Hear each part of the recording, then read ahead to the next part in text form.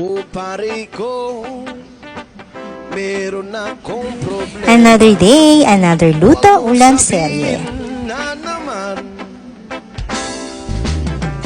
in love ako. Sinabawang dahon ng ampalaya with tinapa nga itong ulam namin ngayon. Kapag ito ulam mo, feeling mo para kang kumakain sa bukid o sa probinsya. Dahil laki nga siya sa Pampanga, kinukwento niya na madalas ulamin ito ng pamilya niya at nasa bukid nga sila. Kapag nga pala nauuwi kami sa Pampanga, alam nyo ba, kahit yung maliliit na karinderya doon, pagkasarap ng pagkain talaga, sobra. Ayan, at nagisa na nga, nakita niya naman yung bawang, hindi po pwedeng 2 o 3 piraso lang, kailangan maraming rekado.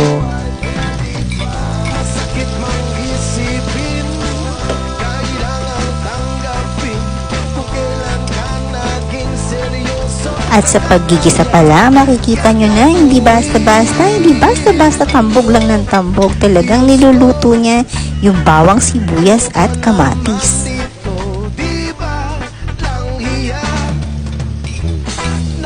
Nako, excited talaga ako i-share sa inyo yung mga niluluto niya araw-araw.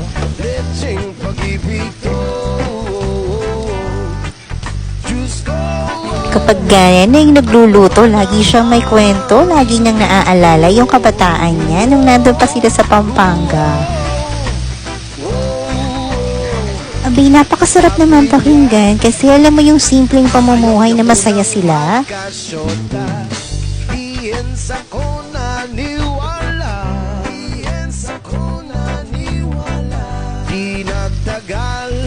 Nilagyan niya nga lang pala ng patis yan, pampalasa, bukod doon wala na. Napakasarap ng niluto niya na to, sobrang sarap ng sabaw, sarap-sarap higupin. O diba, puro sarap na lang yung naririnig niyo? Hindi niya nga pala minadali yung pagpapakulo dyan para daw lumabas yung lasa ng tinapa at yung lasa ng mga gulay na ginisa niya. Ayan, ready na ilagay ang maraming dahon na ampalaya.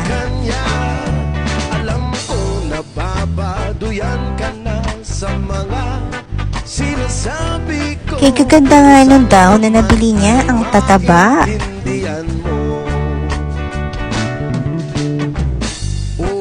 Naku, kung pwede ko lang ipatikim sa inyo, napakasarap ng sabaw na to.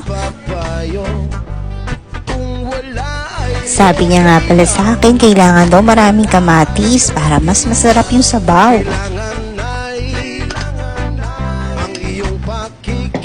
Ayan, at luto na, ready na.